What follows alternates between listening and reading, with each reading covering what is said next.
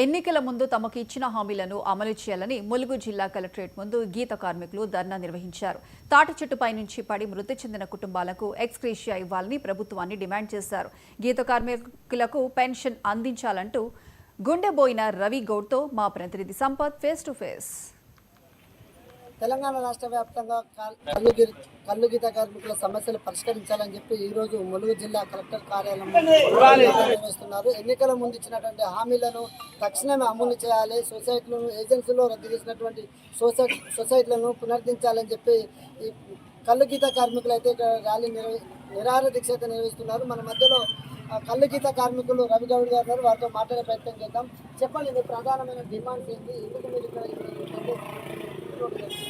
ప్రధానమైన డిమాండ్ గత 2 సంవత్సరాలుగా తాటి చెట్ల పైన బాధితులు ఉన్నారు. వారికి డబ్బులు ఇవ్వాలని చెప్పి గత సంవత్సరం లస్కర్గూడలో ముఖ్యమంత్రి సమక్షంలో మీటింగ్ పెడితే మా సంఘం ఆధ్వర్యంలో వినతిపత్రం ఇస్తాం, మేము ఈరోజు సాయంత్రం ఇస్తాను. అవి ఇవ్వకుండా ఈ రోజు వరకు ఇవ్వలేదు. సంవత్సరం దాని సందర్భంగా మరొకసారి ప్రభుత్వం గుర్తు చేయడం కోసం ఈరోజు రాష్ట్ర వ్యాప్తంగా కల్లు గీత కార్మికుల రాష్ట్ర కమిటీ ఆధ్వర్యంలో నిరాహార దీక్షలు చేస్తూ ఉన్నాం. టోటల్గా తెలంగాణ రాష్ట్ర వ్యాప్తంగా నిరాశ తెలుపుతున్నారా? ఇప్పటికీ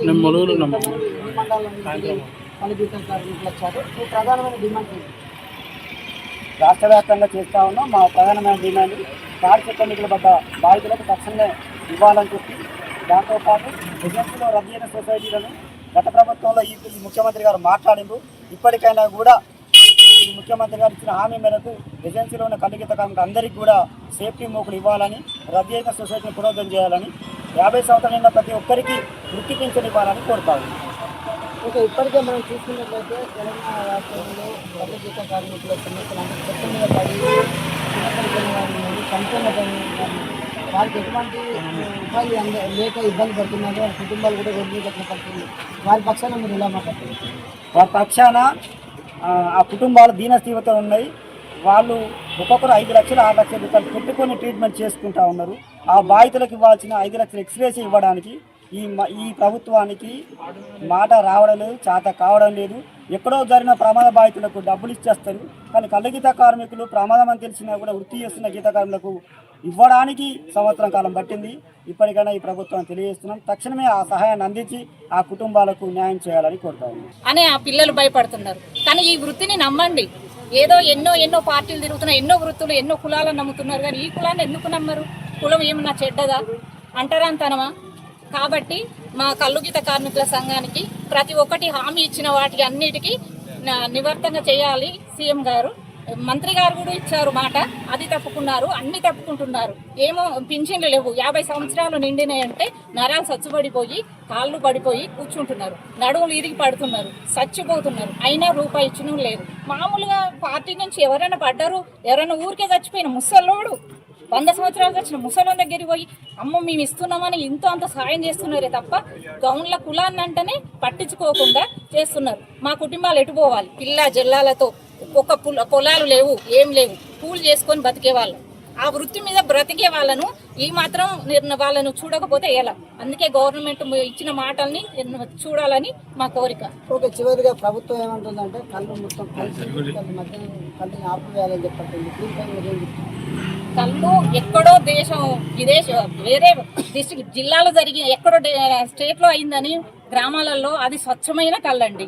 ఆ కళ్ళు ప్రతి ఒక్క అంటే తప్పు పెట్టుకోకండి, మహిళ కాంచి పిల్ల పుట్టిన పాప కాంచి పోస్తున్నారు. చిన్న పాప 3 నెలల పాప నుంచి కూడా కళ్ళు పోస్తే తిమ్మి పోతుంది అంటారు, పెద్దవాళ్ళు కిడ్నీలు జబ్బు పోతుంది అంటారు. ప్రతి ఒక్క దానికి ఔషధం అది నీరా కళ్ళు. మన రాష్ట్రానికే వాళ్ళు వచ్చారు చూడండి, అందాల పోటీలకు వాళ్ళే తాగి మనకు ఒక రిపోర్ట్ ఇచ్చెళ్ళారు, చాలా మంచిగా ఉంది నీరా కళ్ళు, ఇది చాలా ఆరోగ్యానికి మంచిదని. వందలు పెట్టి లీటర్ అవి కొనుక్కునే బదులు ఇవి 100 పెట్టి కొనుక్కొని తాగితే మన ఆరోగ్యం బాగుంటుంది. ఆపరేషన్ పోయేటోడల్లా ఒక వారం రోజులు కళ్ళు వాడితే రాళ్ళని పోయినాయి సార్, నాకు ఆపరేషన్, నీకు ఆపరేషన్ వద్దు అబ్బాయి, రాళ్ళే పోయినాయి అని చెప్పిన రిపోర్ట్లు కూడా ఉన్నాయండి. కళ్ళు మీద అంత నిర్ణీతమైన కళ్ళు మనది, ఇక్కడ స్వచ్ఛమైన కళ్ళు.